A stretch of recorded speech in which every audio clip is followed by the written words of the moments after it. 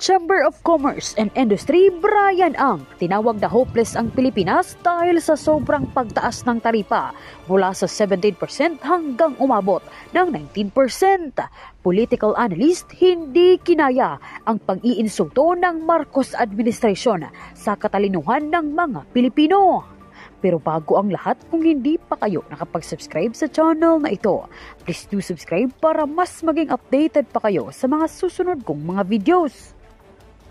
Tila nag-aapoy sa galit ang nakararami ngayon sa sitwasyon ng Pilipinas matapos ang naging kasunduan ng Pilipinas at Amerika sa usapin ng taripa. Aminado ang naglalakiang business owner na mas lalong magkakandara pa sa hirap ang Pilipinas dahil sa sobrang laki ng epekto ng 19% tax. Pinatotohanan din nila na ang pagbaba ng 1% sa taripa ay walang kakwenta-kwenta dahil halos magkapareha lang ang magiging malalang epekto nito sa 20%. Natin ang US tariff from 20% to 19%. At ang sabi nga po ni President Trump na si Pangulong BBM ay mahusay, tough negotiator. Meron po akong apat na gustong i-explain po sa inyo, no? Ang unang-una, ang gusto kong ipaliwanag sa inyo na ito ay universal tariffs po galing sa Estados Unidos. Hindi po tayo nakipag-usapan sa kanila tungkol dito. This is something na inimpose po ng Amerika sa buong mundo. Okay? Ang pangalawang gusto kong paliwanag po sa inyo, ang magbabayad po nitong taripa ay hindi po tayo. Ang magbabayad ng taripa na to ay ang mga Amerikano, ang mga importers, ang mga buyers ng mga produkto galing sa buong mundo. So sa huli, ang magbabayad po nito mga tarifa ay mga consumers po ng Amerika. Mga mamamayan ng Amerika na bibili ng mga produkto na inimport nila, sila po ang magbabayad nito mga taripa. Pangatlo po, ang gusto kong talagang i-emphasize ay ang 19% na tariff on the Philippines is one of the lowest in Southeast Asia. Maliban sa Singapore na 10% ang tarifa nila, tayo na po ang second pinakamababa sa Southeast Asia. Bakit po ito importante? Importante ito dahil kapag mababa ang ating tarifa, makaka-attract po tayo ng mga foreign direct investors in the Philippines para magtayo ng mga pabrika, magtayo ng mga negosyo sa Pilipinas para makapag-export ng kanilang mga produkto sa Amerika. At kung hindi po mababa ang tarifa natin, itong mga foreign direct investors po ay magtatayo ng mga pabrika o ng mga negosyo nila sa mga iba't ibang bansa sa Southeast Asia. So, importante na tayong second to the lowest dito sa Southeast Asia para dito po sila magsitayo ng mga negosyo nila. At ang huling gusto kong ipahayag ay hindi pa po tapos ang negosasyon. Our third technical working groups will continue to work with their counterparts from America to finalize the details of this arrangement. Marami pang kailangan pag-usapan. So, hindi pa po tayo tapos.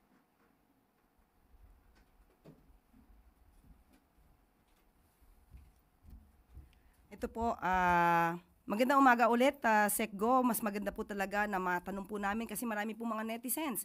Marami mga kababayan natin na medyo naaalarma kasi samot-saring mga opinion, espekulasyon ang nababasa nila, napapanood nila sa kanilang mga YouTube channels, no, at sa ibang mga social media platforms. So, ang tanong po muna natin, Secretary Go, ano po ba yung difference natin sa ibang bansa sa Asia, kagaya po ng Vietnam, na may 20% po na tariff rates na ipinataw ang US? Yeah, magandang pagkakataon to, no, para ma-debunk po natin lahat ng fake news at lahat ng mga maling akala. So, on Vietnam, Vietnam has two rates. Their base rate is 20%. And if they have transshipments, meaning products from another country, ang rate nila ay 40%. So, dalawa pong rate ng Vietnam. 20% kapag gawa sa Vietnam, 40% kapag ang produkto ay, malaking porsyento ng produkto ay galing sa ibang bansa. So, at ang gusto kong talagang ma-stress ngayon ay, binigay ng Vietnam sa Amerika lahat. Full market access ang tawag doon. Mababasa ninyo lahat yan, mga mahilig sa fake news. Mababasa nyo yan. Full market access ang binigay ni Vietnam. In short, binigay na ni Vietnam lahat sa Amerika. At ang kapalit ay 20% at 40%. Sa atin po, 19% at hindi po natin binigay lahat. Maganda pong balita yan. Ito naman po, sa Indonesia po, na 19% din po, kagaya natin, ano po yung pagkakaiba natin? Yun, ang Indonesia rin, binigay din nila full market access. In short, binigay rin nila lahat. At ang kapalit nun ay 19%. At marami pang ibang pinangako ang Indonesia sa Amerika. Mababasa niyo po yun sa news. For example, nangako pa ang Indonesia na bibili sila ng 50 Boeing planes from America. Malaking bagay po to. Wala po tayong ganung pinangako. Okay po. May mga concern ng ibang politiko at mga ulat na maaapektuhan ang agricultural industries dahil binuksan daw natin sa US itong mga produkto natin na nandito sa Pilipinas. Gaano po ito katotoo? Hindi rin po to totoo. Magagaranti ko po sa inyo, talagang pinag-aralan namin lahat ng mga malalaking industriya natin sa Pilipinas. Lahat ng where we are a significant market producer. Hindi po natin to sinama sa binigay sa Amerika. So talagang binusisi po namin yan ng DTI. Ano yung mga produktong kailangan natin iprotektahan? Ano yung mga farmers natin na kailangan natin protektahan? At pinotektahan natin lahat po yan. Kasama po ba dito ang pagprotekta sa industriya ng asukal or sugar? Yes, sugar is not included in the concessions we granted. How about po yung corn? Kasama po ba sa pinoprotektahan natin? Yes, kasama din ang corn. Wala rin siya sa binigay natin. Okay, yung pong bigas? Yes, pinotektahan din po natin. Hindi rin yan kasama sa binigay natin. Yung pong manok? Yes, hindi rin natin yan sinama sa binigay natin. How about pork po? Yes, hindi rin po yan kasama sa binigay natin. Lahat po ng binanggit nyo, no? Lahat ng mga produkto na yan, hindi natin tinanggal ang taripa ng mga produkto na papasok sa Pilipinas. So, As is po lahat yan. So, protektado po pala yung agricultural sector po natin? Yes, ma'am. Malinaw na malinaw po yan. Ito pong seafood po, mga isda, kasama din po ba ito sa poprotektahan natin? Of course. Yes, it is also not included in the concessions that we gave out. So, wala po pala silang dapat ipag-alala, lalo na po yung mga magsasaka natin at mga mangingisda. Ay talaga po. Alam mo, marami kasi talagang fake news, maraming chismis, maraming maling akala. Lahat po ng binanggit nyo, rice, sugar, corn, fisheries, pork, chicken, hindi po natin tinanggal ang taripa ng mga yan. Kaya yung mga nag-aalala tungkol sa mga produkto na yan, huwag po kayong mag-alala. Hindi po totoo ang akala ninyo. Ayan po, salamat po dyan. At ayon din po kay Presidente, nagbukas daw po tayo ng pharma. Ano po yung comment nyo dito? Maganda po yan. Talagang sadya namin tiningnan yan dahil kapag mas maraming suppliers tayo ng pharma, mahal po ang gamot sa Pilipinas eh. Kapag pinasok po natin yan na may taripa, mas mahal pa po ang presyo ng gamot. So kapag tariff-free po ang gamot, makakababa po yan ng presyo ng gamot sa ating bansa. Kaya pala sumang-ayon na 0% na tariff para sa mga gamot para marami din po makanabang na mga kababayan natin. Yes, para makatulong sa ating sa lahat ng Pilipino.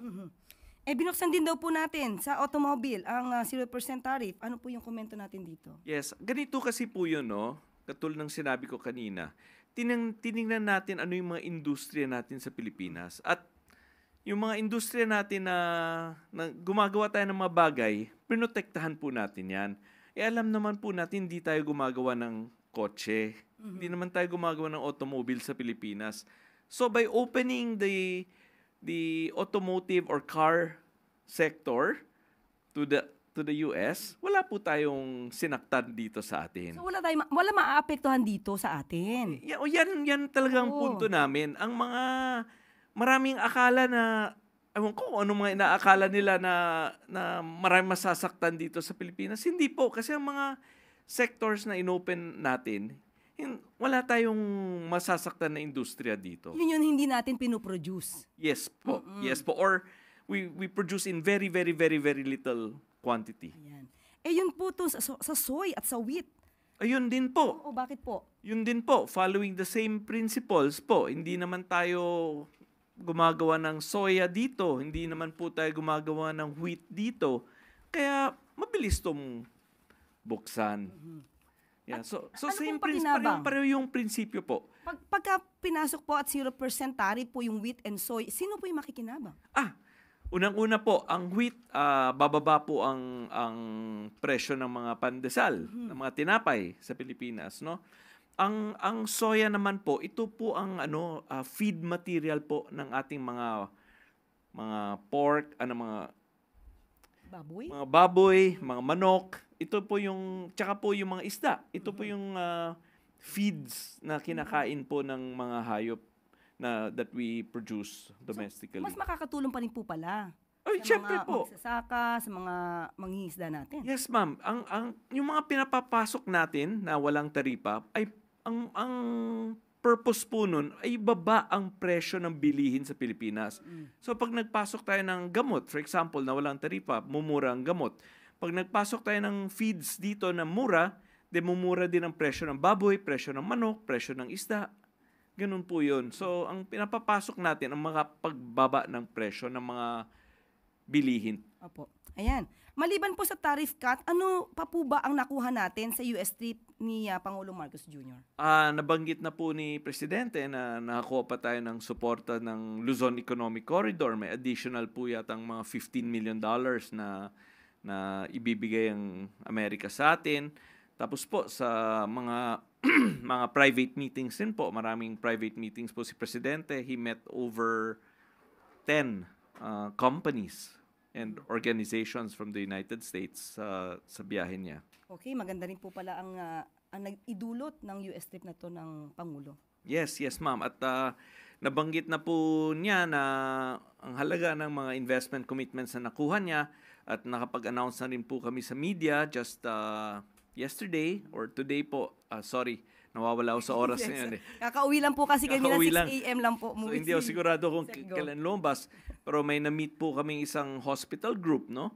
Na magtatayo ng isang malaking hospital sa Pilipinas. Ang commitment po niya ay $500 million. So ano po talaga to? World-class hospital. World-class medical facilities po. Naku, sana talaga magtuloy-tuloy po ang magandang balita na to. Sekgo, sa mga private business meetings naman po, ano po ba yung nakuha natin? Maliban po, yan na po ba yun? Marami po tayong ibang nakausap. Nakausap rin po natin si Cerberus. Sila po yung nakabili ng shipyard sa Subic na ngayon may Hyundai shipbuilding facility na tinatayo dyan. Ang good news po doon ay ang Hyundai, originally ang opening po nila ay next year, 2026. May good news sila sa amin na they believe makaka-open sila ng fourth quarter of this year. At ang Cerberus rin po ay tumitingin sa mga iba't ibang mga businesses katulad ng energy, logistics sa Pilipinas, and nag-iisip sila mag-invest ng mga 10 to 15 billion pesos po sa Pilipinas. Na-meet rin po ni Pangulo ang I-Squared. Ito po si I-Squared, ang dami lang negosyo po sa Pilipinas, pero ang gusto nilang palakihin po ay yung LNG, liquefied gas, at cold storage facilities po dito sa Pilipinas. At na-meet rin po ni Pangulo ang GIP na nag-iisip po mag-invest ng napakalaking halaga sa infrastructure dito sa Pilipinas.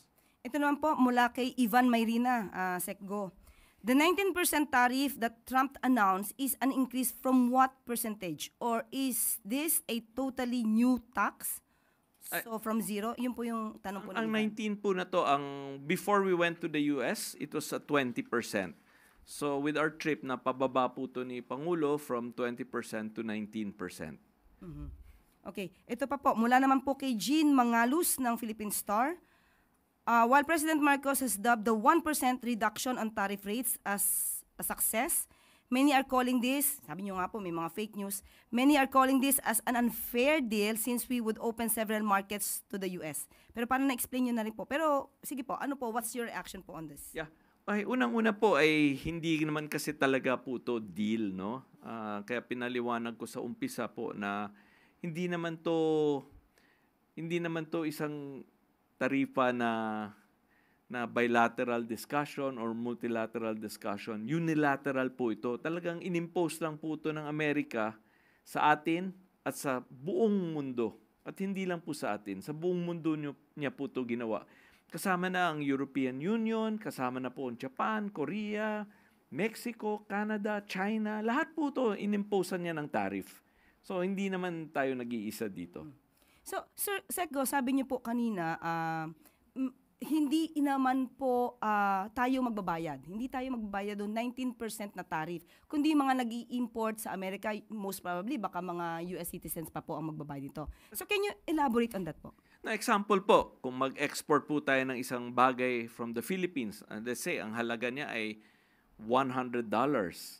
Pagdating po niya sa Amerika, ang bumibili from America, kailangan niya magbayad ng $19 na buwis sa Amerika. So, ang cost po niya sa Amerika ay $119 para sa produkto na yan.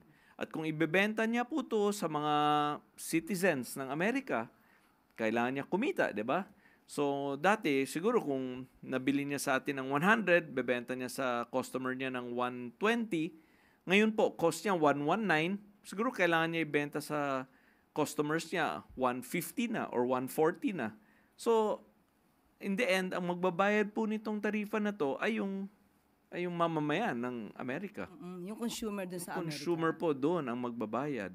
So, kapag ganun po tumaas ang presyo, halimbawa ng produkto ng Pilipinas, tataas sa Amerika, so mas lalo tayo dapat maging competitive para kahit medyo mahal, eh talagang i-grab pa rin nila yung produkto ng Pilipinas. Yes, in a way you can say that. Pero ang merong ang kasabihan kung tayo lang linagyan ng taripa, totoo ang sinabi mo. Pero kung linagyan din ng taripa yung buong mundo, edi pantay-pantay lang po lahat. So sir, ang ibig sabihin nito, since ang pinakamababa sa Asian is Singapore. Yes, 10%. At 10%, yes. Pero since sabi nyo kanina, wala tayo masyadong binigay na concession sa US. Kumbaga, talagang pinaglaban din ng Pangulo yung mga karapatan ng mga magsasaka natin, mga mangingisda natin, at iba mga industriya dito.